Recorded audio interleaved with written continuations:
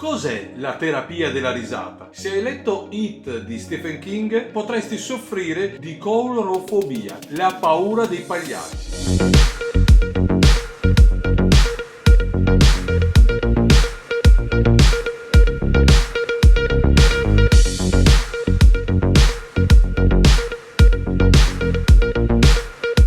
Sembrano avere più nemici che amici, soprattutto se si esaminano i numerosi film horror che presentano questi intrattenitori sadici. In uno studio condotto dall'Università di Sheffield, molti bambini intervistati hanno dichiarato che avrebbero trovato un ospedale decorato con clown come spaventoso e inconoscibile.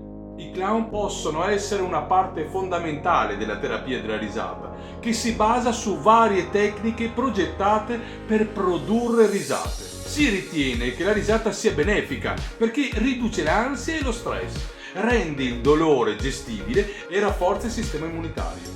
Lo scrittore horror Ramsey Campbell ha parlato alla BBC nel 2008 della paura della gente per i clown, che crede sia dovuta dalla maschera forzata di un clown.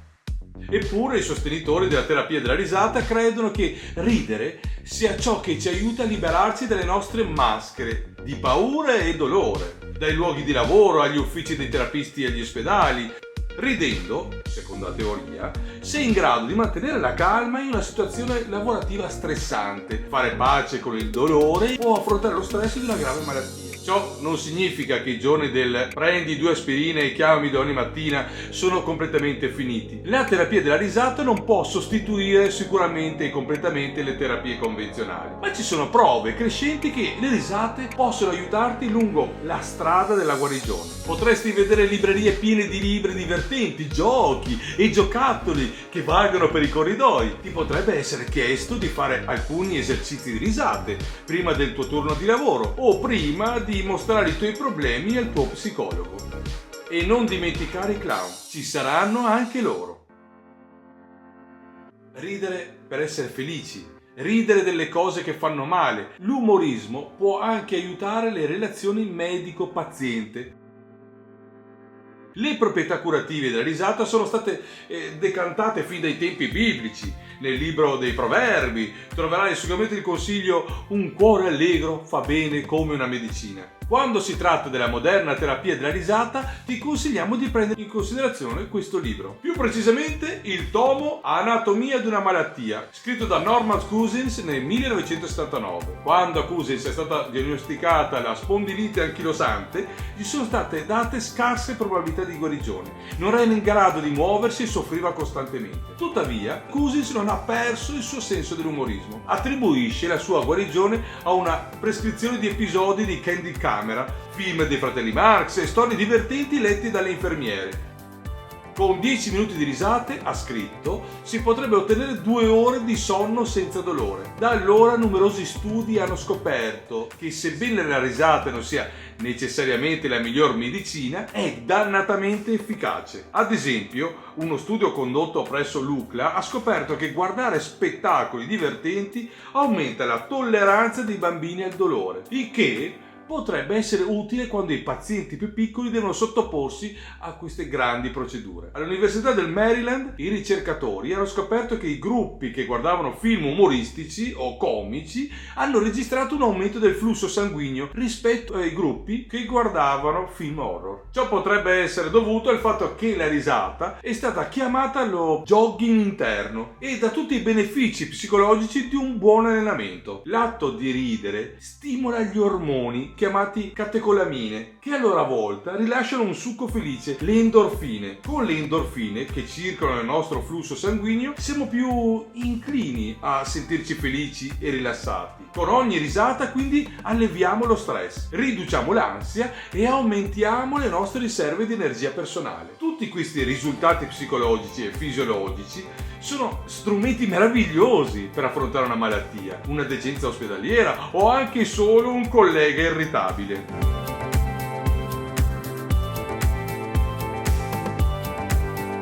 L'umorismo è soggettivo. Ciò che fa ridere una persona potrebbe facilmente far addormentare un'altra. La terapia della risata è capire esattamente cosa ti solletica. I fautori della terapia della risata non si limitano solo alle battute.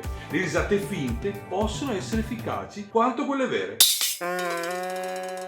Le persone che conducono sessioni di terapia della risata hanno scoperto che queste risate false di solito lasciano il posto a quelle vere. Capire cosa ti rende felice può alleviare lo stress e la tensione che derivano dalle sfide della vita. Puoi scegliere di essere infelice. Diciamo che ricevere notizie devastanti è problematico. Puoi scegliere di essere infelice, di sprofondare in una depressione, ma questo ti renderà solo più difficile combattere la vita. Scegliendo di ridere e promuovere la felicità avrai più energia per combattere. Vale per qualsiasi cosa, dalla malattia al lavoro. Quando trovi il modo di ridere ed essere felice, mantieni il controllo, anche se sembra che tutto il resto ti scappi di mano.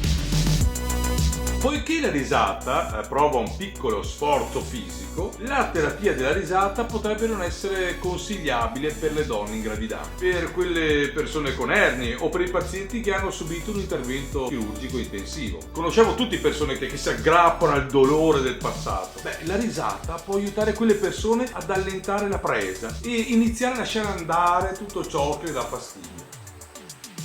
I ricercatori della Texas A&M University hanno scoperto che l'umorismo porta una maggiore speranza. I ricercatori ritengono che la risata possa aiutare a combattere i pensieri negativi del cervello e con un aumento delle emozioni positive le persone iniziano a vedere una via d'uscita dalla loro situazione. Liberi dalle catene della negatività, le persone iniziano a vedere come formare un piano per risolvere la situazione. Ridere di cose che fanno male può servire come un modo di riprendere il controllo su situazioni che li hanno lasciati come senza potere. Tutti potremmo permetterci di prendere la vita un po' meno sul serio. Ci sono alcuni casi in cui però bisogna procedere con cautela. Usare la comicità e l'umorismo potrebbe essere interpretato negativamente, come ad esempio il sarcasmo, perché può causare ulteriori danni. Quindi, prima di agitarti per qualcosa che sembra la fine del mondo, considera se non sarebbe più facile vedere qualcosa di divertente. Vai a teatro, guardi film comici e fatti 4 risate. Iscriviti al mio canale, c'è tanto materiale per poter conoscere la comicità e farti le famose 4 risate. Al prossimo video!